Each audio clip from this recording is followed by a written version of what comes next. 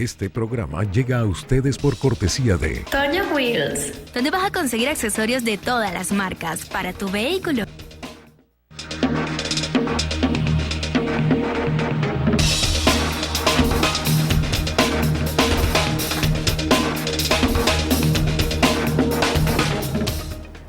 Muy buenos días, mis amigos, bienvenidos a su programa Frente a Frente, como cada mañana a través de Mira TV, Canal 9 de Inter. Vamos a comentar como siempre, a informarle nuestras redes sociales, la cuenta de Twitter del colega José Martínez Natera, @entrefuegosmtv, la del programa Frente a Frente 9 y mi cuenta personal es @jaircuba. Bienvenidos entonces a la referencia informativa de cada mañana en los Altos Mirandinos. Hoy es martes 4 de febrero del año 2020, una fecha que indudablemente ha quedado escrita en la historia contemporánea venezolana. Y es importante, a la luz de los hechos, analizar por qué ocurren todo este tipo de cosas, los antecedentes que llevaron a que se produjera esta acción golpista, esta sonada golpista, que finalmente no se materializó, pero que indudablemente dejó abierta la expectativa para un cambio en el manejo del orden político nacional. Es indudable que la democracia venezolana, una vez que fue derrocada la dictadura de Marcos Pérez Jiménez, tuvo muchos aciertos en cuanto a infraestructura, en cuanto a reivindicaciones de carácter social, pero quizás el acierto más importante fue el rescate de la libertad y de la posibilidad de que la gente pudiera expresar libremente lo que opinaba y lo que pensaba. La prensa en ese momento, durante la dictadura de Marcos Pérez Jiménez, se vio sumamente sometida, la clandestinidad fue sumamente perseguida. La gran mayoría de los políticos tuvieron que tomar la vía del exilio, los partidos fueron ilegalizados, se exteriorizó una fuerte afrenta, agresión a los derechos humanos fundamentales. Sin embargo, cuando se analiza el gobierno de Marcos Pérez Jiménez, pues detrás de todo ello ha quedado una infraestructura importante, que todavía mucha vigente, y alguna incluso que no llegó a ser concluida, como el caso del helicoide, que hoy es infortunadamente usada como la mazmorra donde la policía política usa como centro de reclusión para los adversarios de carácter político. Pero, por ejemplo, esa obra del helicoide fue una obra impresionante que no se pudo terminar como estaba concebida por la dictadura. De hecho, quedan las llamadas quintas aéreas del paraíso, el Paseo de los Próceres, que no fue una obra que inició el gobierno de Marcos Pérez Jiménez, pero que consolidó, pero sí el viaducto de Caracas-La Guaira y otras obras de infraestructura importantes, el Centro Simón Bolívar, las Torres del Silencio. Es decir, si habría que sacar lo positivo del gobierno de Marcos Pérez Jiménez, sería la infraestructura que comenzó a desarrollar en el país.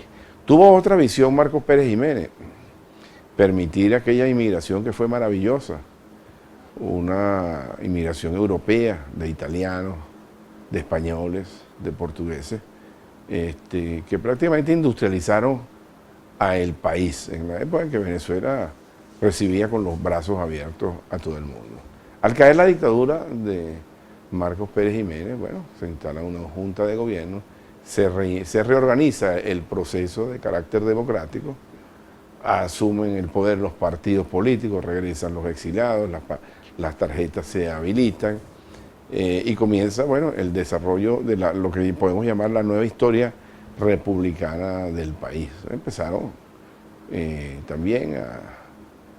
empezó el tema de la reforma agraria, empezó el tema del vaso de leche, empezaron los programas escolares, se construyeron grandes autopistas, edificaciones, creo que se le dio un impulso a la lucha contra la malaria, en fin, comenzó el país a mostrar signos de crecimiento y de y de progreso. Sin embargo, lamentablemente en el curso y en el devenir comenzó también un deterioro. Primero, las fuerzas políticas tuvieron que organizarse para detentar el poder. El famoso pacto de punto fijo, todos los acuerdos que se hicieron para tratar de preservar el poder y que no volviera a Venezuela una dictadura de carácter militar como la de Marcos Pérez Jiménez. Sin embargo, los últimos 20 años previos al ascenso de este cambio político que hubo en el país, aunque mostró signos de progreso y bienestar, y Venezuela vivió una burbuja, la llamada Nueva Venezuela, cuando insurge al poder Carlos Andrés Pérez en su primera edición, lamentablemente en esa clase política cometió muchísimos errores y fue descuidando algo fundamental, que fue la clase popular. Y no hubo quien le hablara a la clase popular, y el cordón marginal fue creciendo de manera anárquica y desorbitada, y lamentablemente el país entró en una profunda crisis. El gobierno de Pérez I fue un gobierno que tuvo grandes avances, fue un gobierno populista, fundamentalmente populista, sensible, humano, porque la filosofía del Partido de Acción Democrática como Partido Socialdemócrata es la de Juan Bimba, la de acercarse al pueblo. Sin embargo, bueno, lo que siempre ocurre, la distorsión en el ejercicio del poder fue deteriorando el hecho político y las políticas públicas. Insurge Luis Herrera Campins como una esperanza. Ya había sido presidente el doctor Rafael Calderas en unas elecciones donde se definieron por escasos 50 votos, y el doctor Gonzalo Barrios, en un ejercicio democrático que hoy todavía se le reconoce, admitió que perdió las elecciones por poco margen y evitó que se generara una pugna interna política, preservando más que todo el estamento democrático. Después de Caldera vino Pérez, después de Pérez asume el poder Luis Herrera Campins y comienzan las crisis de carácter económico. Luis Herrera Campins es un hombre que a la luz de los hechos tiene que ser ponderado tal y como fue. Un hombre honrado, un hombre honesto, un hombre con una visión importante de país, pero muy mal rodeado. Ya lo decía aquí, entrevistado que tuve la semana pasada, muy mal rodeado, no supo escoger su equipo de gobierno, y lamentablemente ese gobierno que llegó como el gobierno de los pobres se convirtió en un gobierno donde los signos de corrupción prácticamente acabaron. Le tocó a Luis Herrera la difícil circunstancia del control de cambio y lo asumió con entereza frente a un banco central que era autónomo, que era absolutamente autónomo, cosa que lamentablemente no ocurre en el país. Y después de eso, la gente en esa vorágine, pensando que en el populismo que los políticos venden, regresa al poder Acción Democrática con Jaime Lucinchi, un gobierno que se fundamentó más en desarrollar una imagen pública ficticia y fantasiosa de que íbamos por un buen camino, y resultamente que la crisis fiscal nos fue agobiando. El desastre del gobierno al final, del gobierno del presidente Lucinchi, provocó que la gente mirara de nuevo hacia Carlos Andrés Pérez en una segunda edición, pensando que las cosas iban a ser iguales. Resulta que los hechos políticos no se repiten, porque ya la situación del petróleo no era la misma, se había dispendiado mucho dinero, la corrupción había prácticamente carcomido todos los cimientos institucionales, y a escaso un mes de esa gran coronación que tuvo Carlos Andrés Pérez en su segunda etapa, incluso con Fidel Castro como invitado especial en el Teatro Teresa Carreño, en el majestuoso Teresa Carreño, porque también hay que decir que Luis Herrera también hizo obras importantes, y para mí Luis Herrera ha sido uno de los presidentes fundamentales de este país, y un hombre honesto y honrado. Yo lo pondero mucho, de verdad, y tuve la oportunidad de conocerlo personalmente. Dejó el Teresa Carreño, concluyó las obras del metro, fue capaz de hacer los Juegos Panamericanos, de una infraestructura deportiva importante. De manera que, a la luz de los hechos, hay que tratar de analizar la historia contemporánea del país de la manera más objetiva posible. Bueno, el gobierno de Pérez trató de implantar unas medidas económicas que hoy muchos dicen que si lo hubiesen dejado gobernar, el país estuviera de manera distinta, y eso propició un estallido social, el famoso Caracazo. Y ese Caracazo fue creando las bases para la insurgencia de un nuevo liderazgo. Siempre en el país existió aquella figura de que con Pérez Jiménez las cosas funcionaban bien y que un militar podía resolver las cosas. Y Chávez, bueno, un hombre, un encantador de serpientes, un hombre con facilidad de expresión, entendió que había que hablarle directamente a los pobres y comenzó a cimentar un liderazgo que no se dio a conocer hasta la fecha del 4 de febrero, cuando ocurre esa intentona golpista, que por cierto el presidente de la República tenía la intención de asistir al foro de Davos, el mismo foro económico más importante del mundo, donde acaba de venir Juan Guaidó, y se consiguió con esta sonada golpista que tuvo que enfrentar. Hugo Chávez fue detenido, lo dejaron hablar y prácticamente allí insurgió un nuevo liderazgo. Estoy haciendo todo este recuento, quizás con algunas imprecisiones, porque no soy historiador, es más, he apelado más a mi memoria como ciudadano, ni siquiera como periodista, porque durante todo este proceso la fuente en la que yo me desenvolví era la deportiva, pero obviamente uno vivió los acontecimientos y eso te permite tener una visión. Insurge Hugo Chávez a través de una asonada golpista y salió muy barato este proceso, porque a escasos 2 años, frente a un hecho tan grave como es atentar contra las instituciones, contra el régimen democrático, el presidente Caldera, no sé si en uso o no en uso de sus cabales, porque se comenta incluso que los últimos años del presidente Caldera en Miraflores ya no estaba en condiciones mentales de tomar decisiones acertadas. No sabemos bajo qué circunstancias se indultó al presidente Chávez.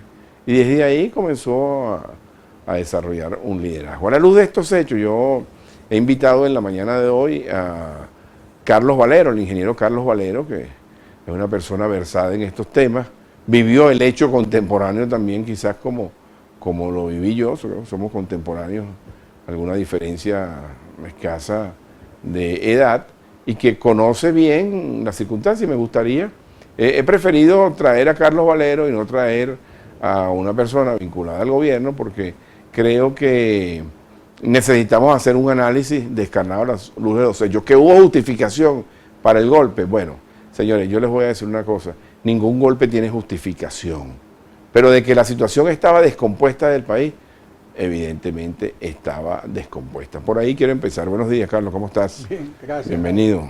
Pero muy interesante tu preámbulo, tu análisis, ¿no? Porque describe en muy corto tiempo prácticamente el desarrollo de 30 y tantos años de un proceso político, que hay que hacer un justo reconocimiento, Jairo. Hay un punto que quizás no le hiciste énfasis, pero creo que debería ser el eje central de revisión para ese momento, que es que había institucionalidad en Venezuela. O sea, Venezuela se manejaba dentro de un marco institucional que se respetaba, que se manejaba bien. Tanto es así que Chávez fue producto de esa, fue beneficiado por esa misma institucionalidad. El presidente Caldera tuvo a bien indultarlo, siendo por supuesto un preso político, porque para el momento era un preso político, y no había tantos vaivenes y tantos problemas como estamos viendo hoy en día con toda esta cantidad de gente que tú ves que, bueno, las denuncias de los familiares desesperados porque pasan inclusive incomunicados meses, ¿no? O sea, ese tipo de cosas, yo creo que hay que reflexionarles y hay que llamarlas a colación, porque si hay algo de lo cual debemos hacer un justo reconocimiento a eso que los mismos chavistas llaman la Cuarta República, es que para aquel momento había institucionalidad y era respetada. El presidente Pérez salió del gobierno por un proceso institucional, actuaron las instituciones y salió del gobierno. Y él lo aceptó además. Claro, así como Caldera, así como Gonzalo Barrios en su momento, en aras de crear, en aras de respetar la institucionalidad democrática, reconoció el triunfo por esos escasos 50 votos y prefirió que el presidente Caldera tomase el poder, pues así mismo se manejaba el país en ese contexto. Hay otro tema también que a mí me llama la atención y que es bueno reflexionar de esos años, cuando tú hablas de Pérez Jiménez y la transición de la dictadura a la democracia. Chicos, había continuidad, ¿vale? O sea, el país logró desarrollarse porque había continuidad inclusive en la gestión. Sin ir muy lejos, el tema eléctrico. El tema eléctrico viene desde el año 1949 y tú ves que eso fue escalando saltos de gobiernos unos con otros y se mantuvo hasta el año 61, 62 intacto, o sea, una línea de ejecución totalmente intacta que termina en el año 68 con la primera etapa de Guri. Y de ahí para acá, hasta que llega Pérez al gobierno, y es cuando comienza el gran desastre de aquella Gaddafi que todos conocimos. Había respeto a la continuidad. ¿Por qué cae Pérez Jiménez, chicos? Yo ahí comparto la opinión que tuvo Rafael Simón Jiménez el 23 de enero, que por cierto lo entrevistó Vladimir, y yo vi el programa con mucho detenimiento. Pérez Jiménez generó, aparte de todo, un gran malestar en los sectores influyentes del país. El sector económico se vio muy afectado, porque no se habla de eso, pero el endeudamiento y la falta de cumplimiento por parte del gobierno para la ejecución de esas grandes obras de las que tú venías hablando, eso fue uno de los hechos. Se peleó con Estados Unidos, parece mentira, eso también influyó mucho. Y luego, que hubo un papel muy importante de los factores democráticos de ese momento. Ellos se dejaron de pelear entre ellos y se unieron en un solo bloque. Y de esa manera, o sea, el país nacional, con aquel descontento, porque había un relativo descontento, el sector económico aliado, porque, oye, no les reconocían la deuda, o sea, aquello fue horrible, ¿no? Y luego el país político unido en un solo bloque fue lo que permitió que la Fuerza Armada tomara la decisión que se tomó, pues porque a Pérez Jiménez no lo tumban el pueblo. Oye, qué interesante, dame un previo ahí, Carlos. Es decir, que estos regímenes totalitarios o cualquier régimen, ¿no? Y vamos a hacer la aclaratoria que no estamos haciendo analogía con el gobierno actual, vamos a llegar a ese análisis, pero no estamos haciendo esa analogía, ¿no? Porque la gente a veces entonces cree que estamos toma tratando la cosa por otro lado, de influir, y yo hablo muy claro, yo asumo la responsabilidad de lo que yo digo y siempre lo advierto. Estamos hablando del hecho del año 58, 57. Claro. Pero el comentario que te quería hacer, es decir, que estos gobiernos, Carlos, caen o se debilitan profundamente cuando pierden el piso militar. Bueno, en el caso de la historia política... Y más Pérez Jiménez siendo militar. Claro, en el caso de la historia política venezolana sí.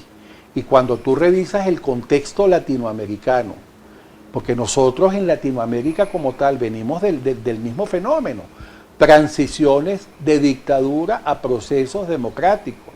Lamentablemente, en la mayoría de los casos han sido procesos de salida con tendencia de derecha. El único proceso que se ha visto reflejado en el siglo XX, en el contexto latinoamericano, como un proceso de salida con una visión de izquierda fue el venezolano.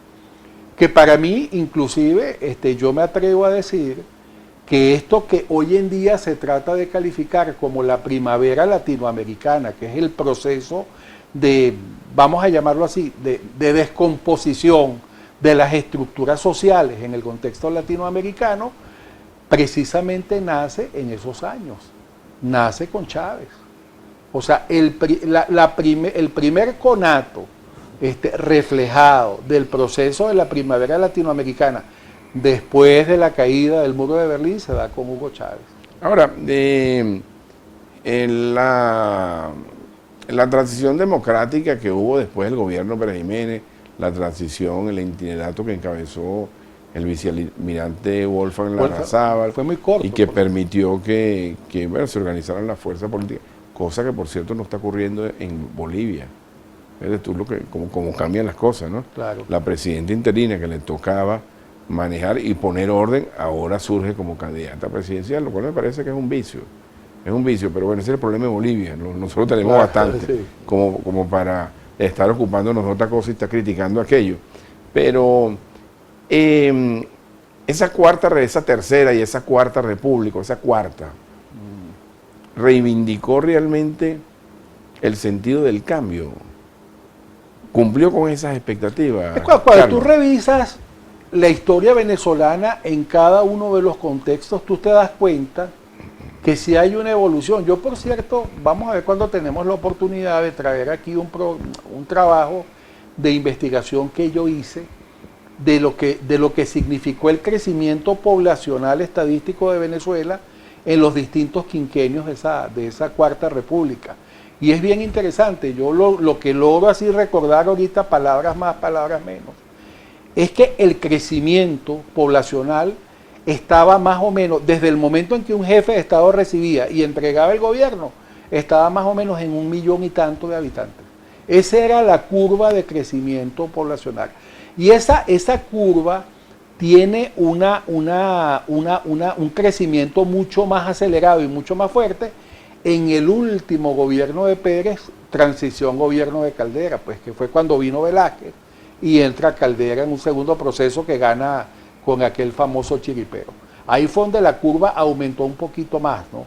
Pero hay algo bien interesante también, que yo tengo en ese trabajo. Lástima que no lo traje en este momento, pero es que por ejemplo, que tú lo tocaste ahí, Venezuela vivió un falso estado de bienestar. Yo pienso que ahí es donde viene el grave problema, ¿no? Vivió un falso estado de bienestar porque el político venezolano de aquel entonces mal acostumbró al pueblo a la dádiva del Estado. Y el Estado apoyó todo su esfuerzo y toda su estructura en una dádiva de Estado. Sin embargo, cuando tú haces la comparación de esos 40 años con relación a estos 20 años, tú te consigues con otro fenómeno también interesante. Es que hubo una industria nacional que verdaderamente se desarrolló, ojo, apoyada en su momento por el Estado, porque el Estado aquí siempre ha apoyado a la industria privada, pero en aquel entonces el apoyo a la industria privada de alguna manera era mucho más racional. Y tú ves que hubo muchas empresas que fueron construyendo estructuras de posicionamiento que lamentablemente cuando Chávez llega al gobierno, de alguna manera no tienen continuidad. Bien. Porque Chávez generó o quiso usar la estructura de poder para generar una clase dominante, pero manejada por las arcas del Estado. Bien, ¿no? Por supuesto que empezamos por el juicio para caer en el 4 de febrero, que es donde vamos a desarrollar. Ahora bien, yo recuerdo, Carlos, te voy a poner un ejemplo personal. Yo recuerdo que Pérez Jiménez tuvo su adversario y tuvo quienes lo reivindicaron.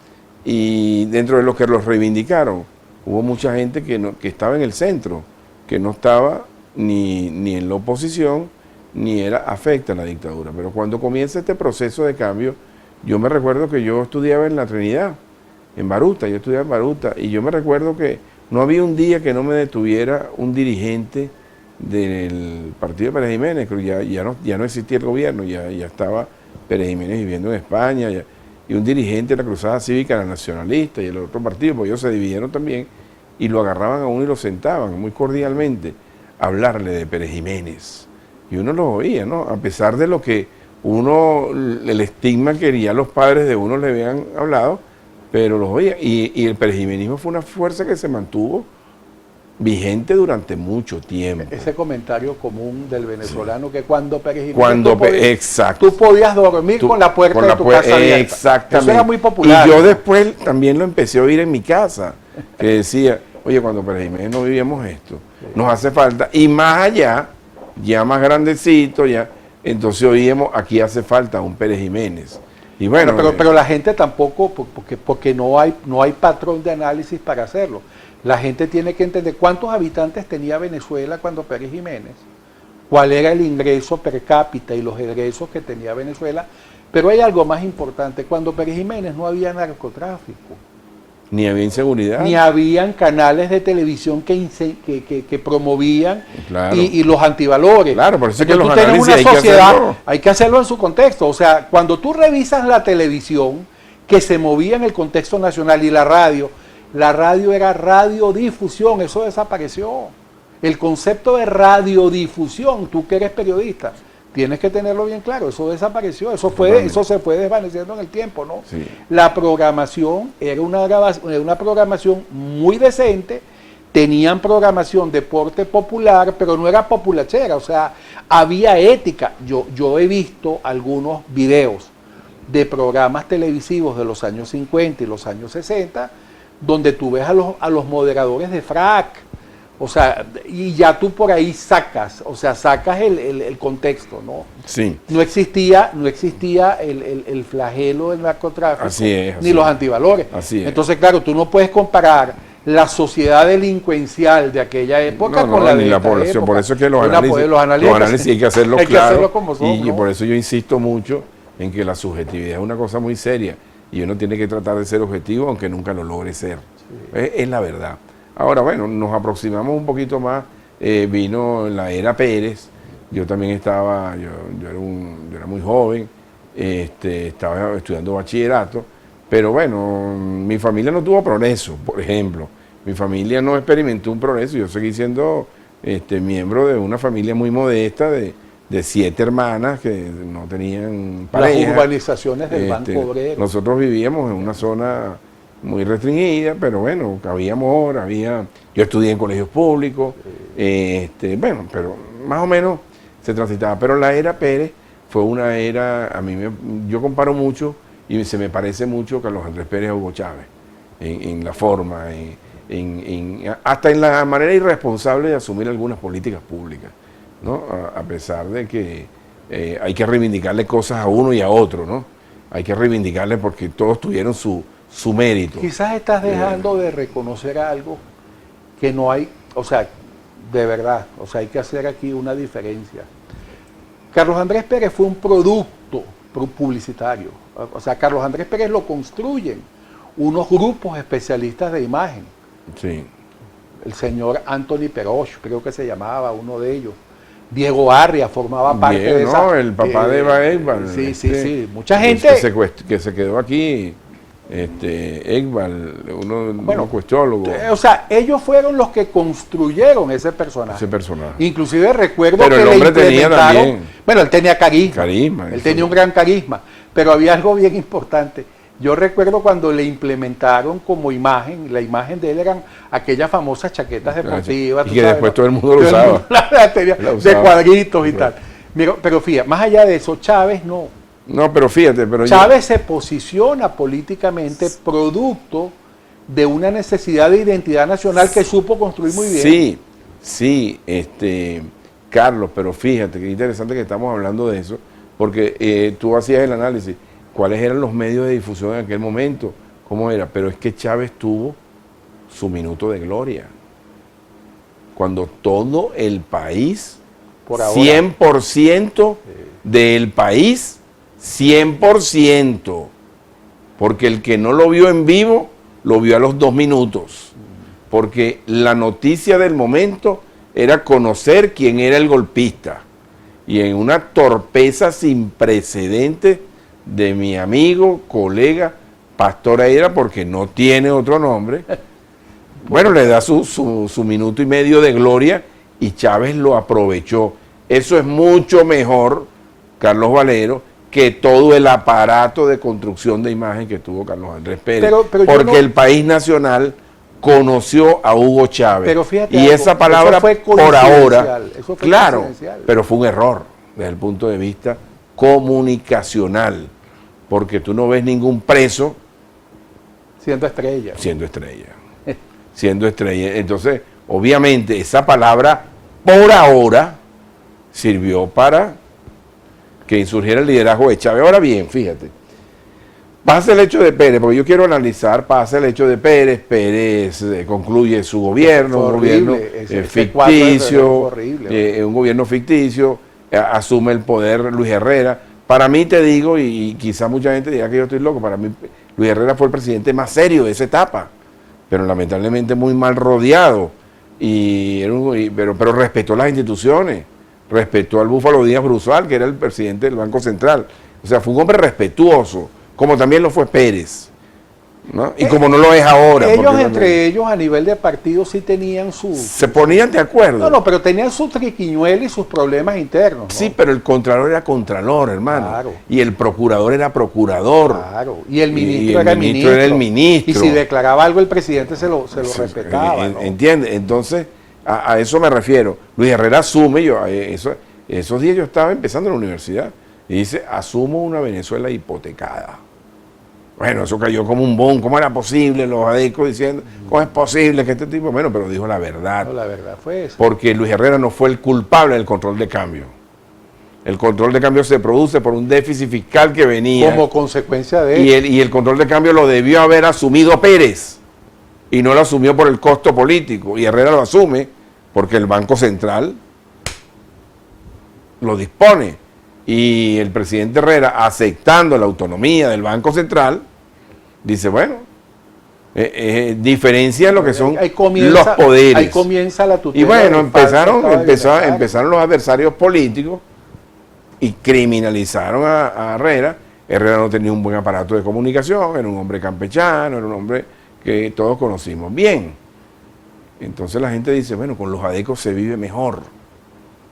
Insurge Lucinchi con aquella cuestión del pacto social en los hombros de Manuel Peñalver y el grupo sindical, el juanbimbismo, ¿no?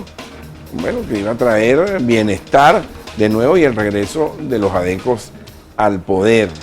Y después de los Para mí fue un gobierno muy malo. Muy malo. Para mí fue el peor de todos. Yo creo que, pero malísimo. Malísimo. Entonces, pero se prepara la escena para que continúe con Pérez, que es el Salvador, Pérez II, el presidente. Vamos a hacer una pausa, Carlos, y al regreso vamos a seguir analizando el tema. Me parece que está bastante interesante para desembocar finalmente en la fecha del 4 de febrero. Ya venimos, mis amigos, en su programa Frente a Frente, la referencia informativa de cada mañana en los Altos Mirandinos.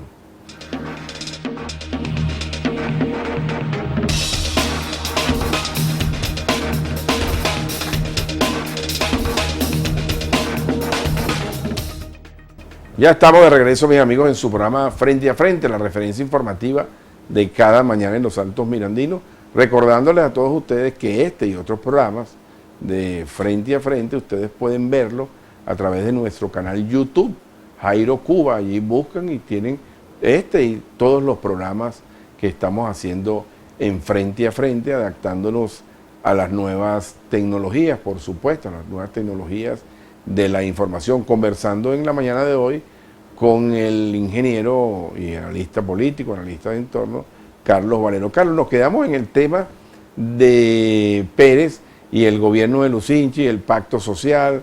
Lucinchi llegó y nombró a todos los secretarios generales de su partido gobernadores, y yo creo que eso lo que hizo fue alimentar la burocracia partidista. Y la novia a la novia la convirtió en general. Y bueno, y sí, ese tipo de distorsiones inmorales, porque al final hay que decir las cosas como son. Y así como yo tengo mi lengua y le digo al gobierno lo que yo creo que tengo que decirle, yo no puedo obviar el pasado tampoco. Claro. Por eso siempre me hago responsable de mis actos.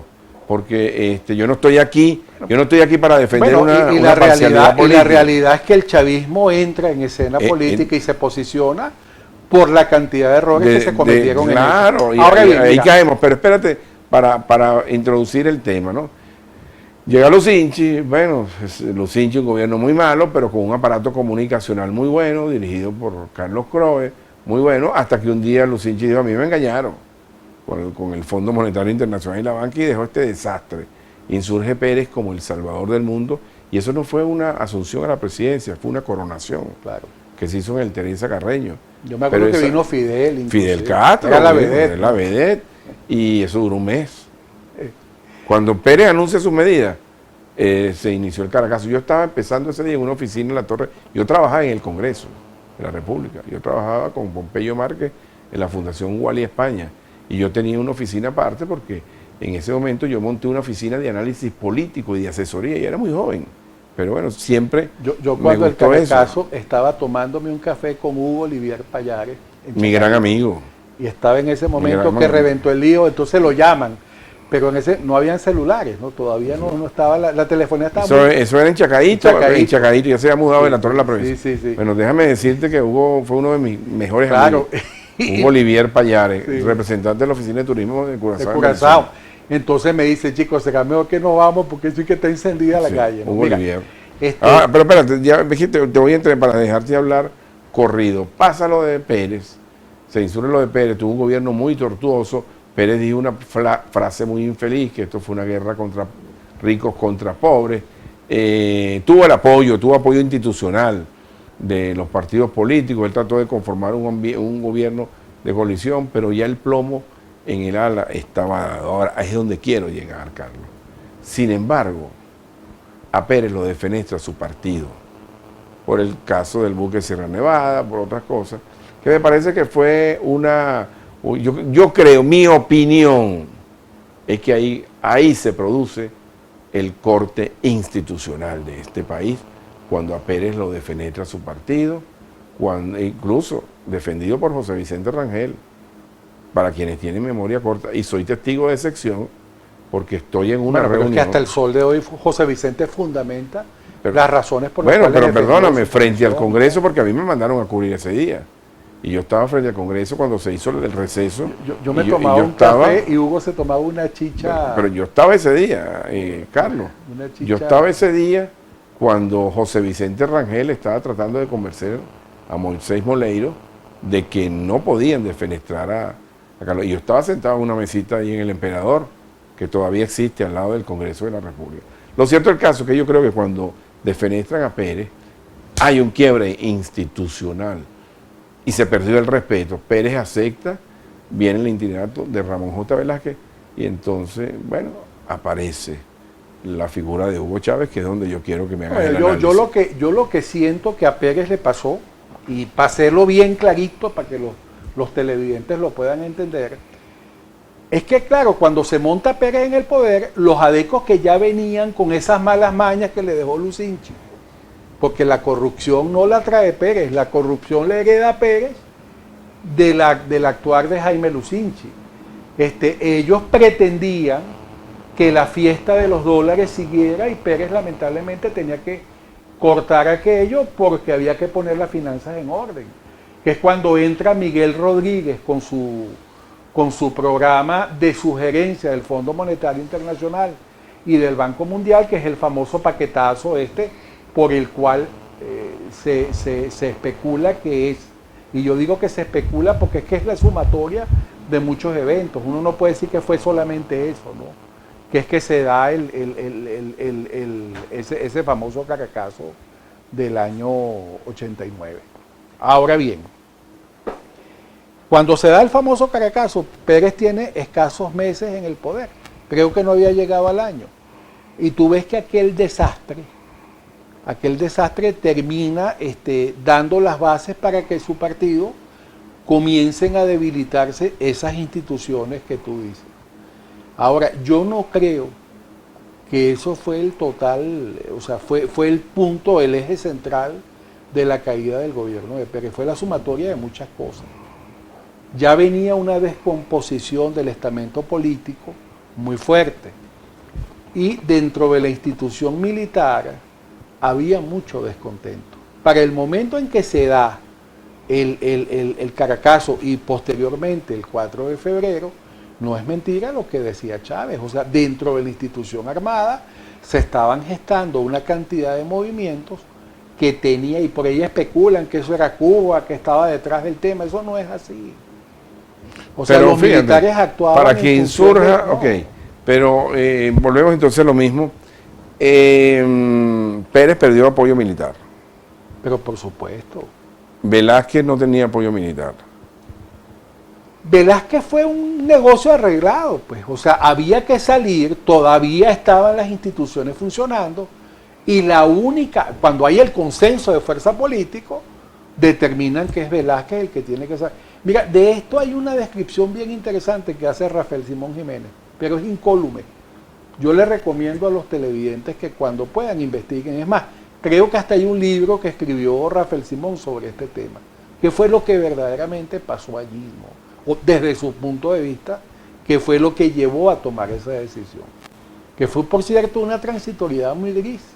Porque la verdad es que Velázquez cumplió, ojo, lo que sí cumplió Velázquez, que no cumplió la presidenta de Bolivia, es su papel institucional de manejar una transición de la A a la Z.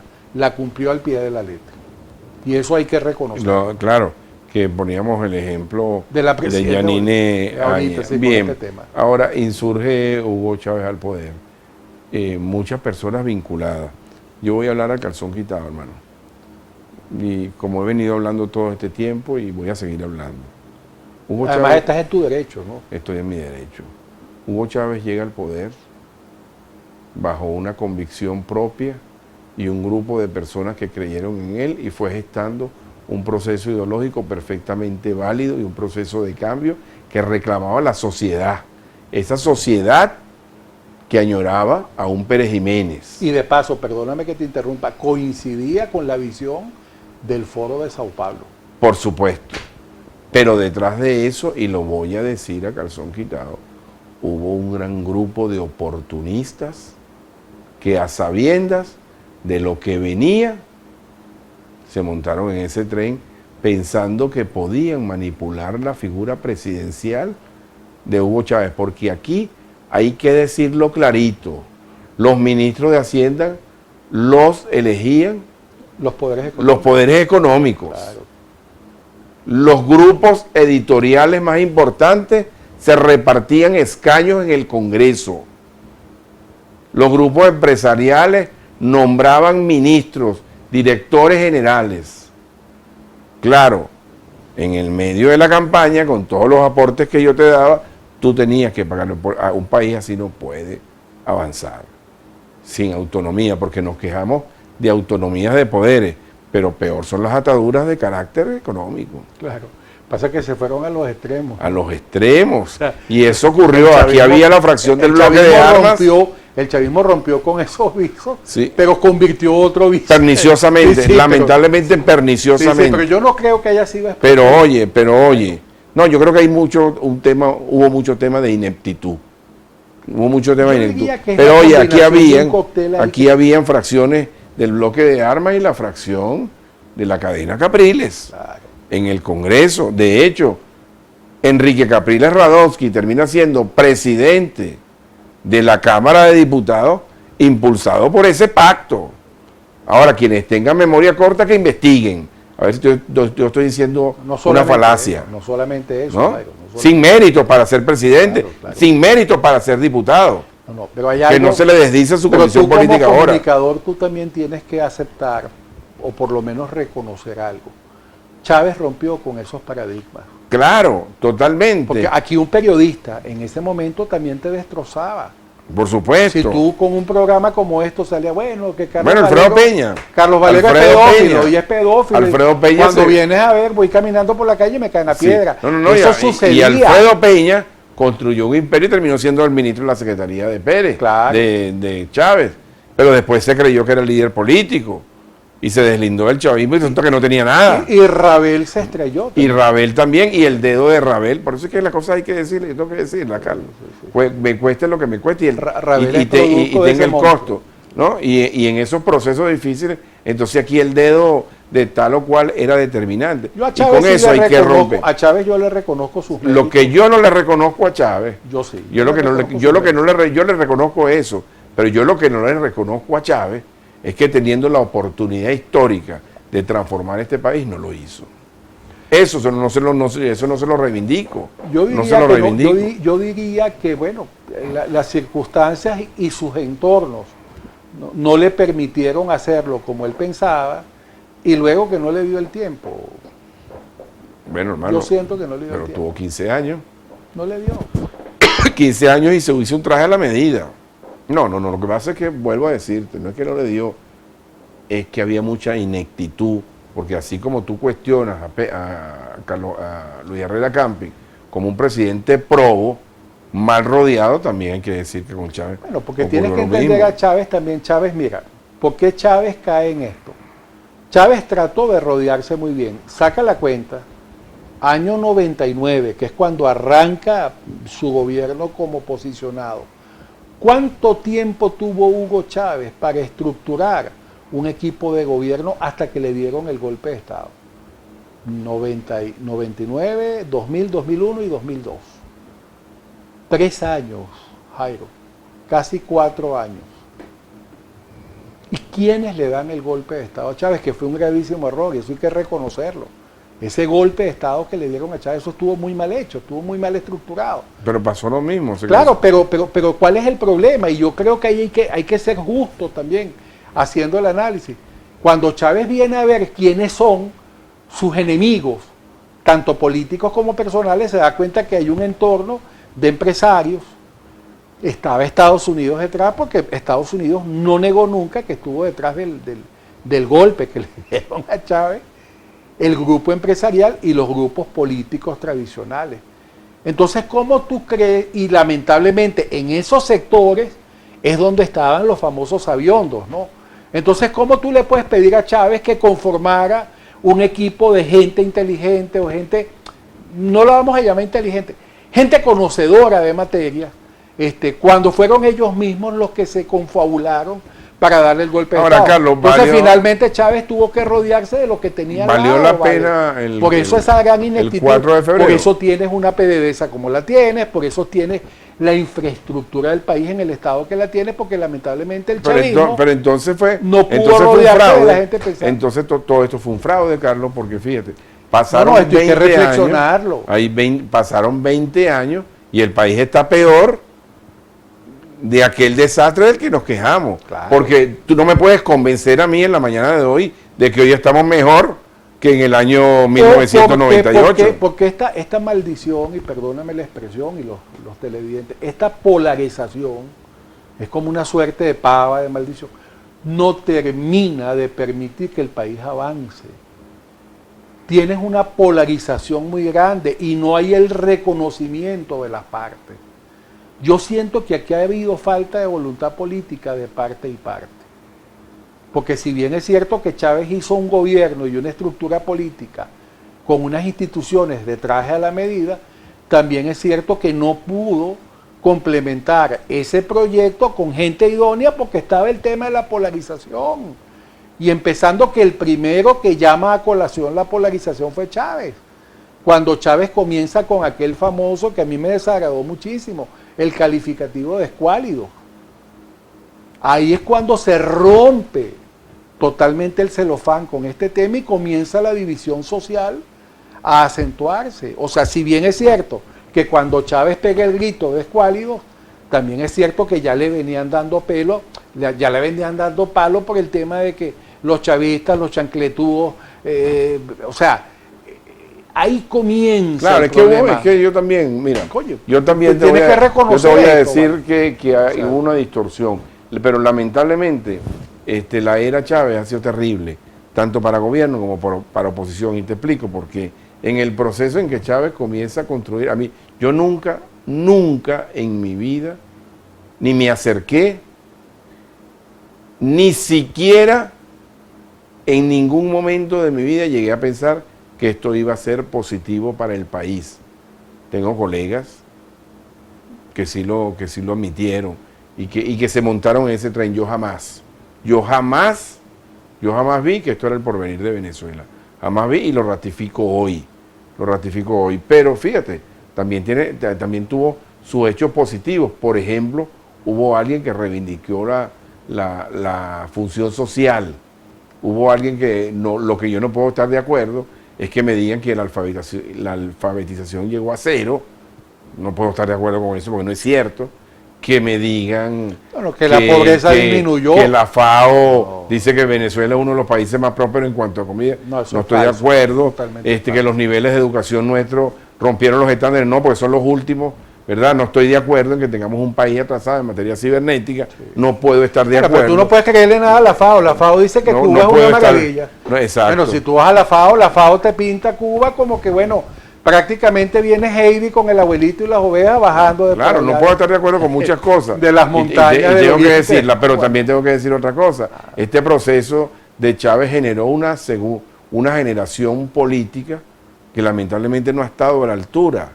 La generación política que se gestó durante el proceso Chávez fue una generación de carácter mediático, tú tienes que verlo, absolutamente mediático, tienes que verlo muy donde objetivo. desapareció el conocimiento, donde desapareció el estudio y sencillamente Jairo. pasamos de ahí a peinarnos bonitos, Jairo, tenernos Jairo, bonitos Jairo. para tratar de ser líderes. Jairo, velo de esta manera. ¿Quién era Chávez? Un militar. Un militar, Sambo. Una persona de origen humilde, relativamente, pues Chávez tampoco es que venía chancletudo. Chávez era hijo de... Ha ido creciendo. Sí, fue sí, no, creciendo. ya va. Chávez era hijo de un señor educador y una señora que fue maestra, tengo Sí, entendido. sí. O sea, tampoco es que él venía... Chávez no puede decir que él comió perraguina como él alegaba, que cuando él llegó al poder había gente en los sectores populares que le daban a sus hijos perraguina. O sea, Chávez no Y puede tampoco decir puede hacer mucha referencia al hecho del voto del kikiriki, este para ti y este para mí, porque a Chávez se le respetó su victoria eso. Claro, electoral. eso no, cómo no. No Se le solamente... cosa que no han hecho ellos. Sí, sí. Ahora bien, ¿qué pasa? Los militares estructuralmente, mentalmente, no están preparados para negociar, que es a donde vamos. Y cuando tú tienes un grupo, un sector que te acompaña en un proyecto político de esta magnitud, con gente que en su mayoría tiene esa estructura mental en la cabeza, tú no puedes pretender que las cosas caminen. Y yo pienso que ahí está la gran piedra de tranca del problema. O sea, del sector no militar, del sector del país político no militar, que está en este momento en la escena política, surge la iniciativa de llegar a una negociación, un acuerdo, cosa que no nació de parte del sector político que acompaña al chavismo. Entonces ya por ahí tú tienes el peso de la realidad más visible que nunca. 2 más 2 te tiene que dar 4, Jairo. O sea, ese es el grave problema que hay. Claro, entonces, pero fíjate, ¿qué es lo que pasa también? Que el debate político se deterioró. Y ojo, yo no cuestiono a las nuevas generaciones políticas. Yo lo que cuestiono, Carlos, es la poca preparación, ¿verdad? Y que todo es una inmediatez y todo se ha manejado Mucha mucha improvisación y con mucha ligereza. Entonces ha surgido una cantidad de liderazgo, algunos han llegado a ser alcaldes, diputados, sin ningún tipo de formación. Y frente a una circunstancia con una como prepotencia, esta, con una prepotencia muy grande. y sí, una prepotencia increíble, además que son segregacionistas, ¿no? Pero es que aparte de eso, ¿Tú sabes qué es lo frente a que una me da? circunstancia a mí me de da esta, tristeza ver que esa gente, supuestamente gente de izquierda, que te tratan de vender esa filosofía de que somos del pueblo para el pueblo, que somos, tú sabes, el acompañamiento más cercano de tú que eres pobre, chicos, y que actúan de esa manera con la gente del no, pueblo. y que ha pasado y que se han cometido errores y se siguen cometiendo. Pero Y tú ves entonces eso cómo ha deteriorado. cómo maltratan al pobre. Claro. Basta ver la gente con Bueno, el tema que- de las bombonas de ok, gas. chicos, pero eso que- deteriora. Pero ahí tú tienes un deteriora, ejemplo claro. de la distorsión que hay. Pero de la visión deteriora social, ¿no? el hecho político y el liderazgo político. Entonces, frente a una circunstancia de esta, donde hay un gobierno arbitrario, que no respeta instituciones, que de golpe y porrazo engrasa a unos diputados y constituye una asamblea nacional espuria, que elige una asamblea constituyente donde todavía ni siquiera sabemos Jairo. quiénes votaron. Jairo. Frente a eso hace falta un liderazgo Jairo. recio y contundente y lamentablemente Jairo, la clase Jairo, política no lo ha asimilado. No se puede ser tan hipócrita y tan cruelmente hipócrita. Vete simplemente al reparto que tiene el gobierno con el tema de las cajas de alimentos. Agarra nada más la leche que le están dando a la gente, Jairo. Eso no es leche. Esos son sobrantes de fermentos lácteos combinados con grasas vegetales. Entonces, Que de paso son dañinos. Entonces- conclusión, el 4 de febrero es otro fraude. Pero Al claro, final del claro, tema y todo esto ha sido venimos de fracaso en fracaso. de fracaso obviamente, en fracaso. obviamente. Y todos somos responsables, porque ya unos tuvieron su cuota durante 30 años y ya estos van por 20. O sea, 50 años donde este país Claro. se ha visto sumido en un atraso. Mira, los liderazgos que surjan de aquí en adelante van a ser liderazgos auténticos. Yo creo que ahorita surge un outsider, que es lo que yo estoy viendo. Aquí viene un outsider, Y tiene que venir porque ninguno de estos sectores que están en este momento en la escena pública, para mí, van a consumar la nueva fase, si quisiéramos llamarlo la Sexta República. ¿Dónde estabas tú el 4 de febrero? Aquí en Venezuela. Yo venía llegando de viaje, mira, yo quiero, ya va, te voy a contar una anécdota rapidito. Yo estaba haciendo un proyecto en el Aeropuerto Internacional de Maiquetía, yo estaba instalando unos sistemas, mi compañía, pues, y yo estaba al frente del proyecto, y yo bajaba todos los días a Maiquetía, pues tenía que estar chequeando las obras, ¿no? Y bueno, yo accesaba al Aeropuerto Internacional, al Nacional, yo tenía el acceso. Cuando el pleno proceso del evento que hubo en ese momento, del primer evento, pues, estaba en Maiquetía, había un comedor en la parte de los sótanos, donde comía el personal que trabajaba en el aeropuerto, como un self-service. Yo comí muchas veces sí, ahí, no, muy sabroso. Muy sabroso. Sí, muy sabroso. Yo era reportero y esperando a los peloteros, entonces, comíamos abajo. Estaban unos tipos tratando de que les explicaran qué era lo que había y cuánto les iba a costar, pero no hablaban español. Hablaban medio inglés machucado, pero hablaban perfecto el italiano. Entonces, el cajero me dice a mí, oiga, ingeniero, usted no puede preguntarle qué es lo... Entonces, claro, me pongo yo a hablar con ellos en italiano, y a la final les termino pagando el almuerzo y se sientan conmigo en la mesa y me dicen que ellos tienen que venir a Caracas, al Tamanaco, a quedarse en el Hotel Tamanaco, porque al día siguiente se iban nuevamente para Italia, en un vuelo de Alitalia. Venían de Aruba, ellos vinieron en un avión privado que los trajo de Aruba a Maiquetía. Bueno, y yo los subí a Caracas en mi carro. Recuerdo que cuando pasamos por el 23 de enero, la plomazón era horrible, o sea, tú veías los destellazos de las balas, de los bloques del 23, cómo pegaban en la autopista. Y nosotros en el carro así agarraditos, tú sabes, a toda velocidad para entrar en los túneles. Y cuando los dejo en el Hotel Tamanaco, que yo me bajo a despedir, eran 3 hombres y una muchacha, ¿no? El tipo me da una tarjeta. ¿Tú sabes quién era ese señor? Giovanni Benetton, el dueño de la casa de Benetton. Imagínate. O sea, es impresionante. Bueno, Carlos, te agradezco mucho que hayas venido en la mañana de hoy y compartir. Yo creo que hicimos un análisis bien interesante. Nos quedamos dio cortos, mucho tiempo. pero creo que analizamos bastante bien, Sí. porque una hora en televisión es bastante. Dale, muchas gracias. Habrá oportunidad para hacer otras Vamos cosas. a ver otro programa, vamos a hablar del tema estadístico, vamos a hablar de cuál fue los logros de esos 4 o 5 gobiernos que tuvo la democracia. Eso sería interesante. Eso es muy interesante. Bueno, Carlos, encantado. Amigos, les agradezco mucho su audiencia en la mañana de hoy y los esperamos en un nuevo programa Frente a Frente, la referencia informativa de cada mañana en los Santos Mirandines. Mira, bueno, hay conos. Este programa llegó a ustedes por cortesía de Toño Wheels, donde vas a conseguir accesorios de todas las marcas para tu vehículo.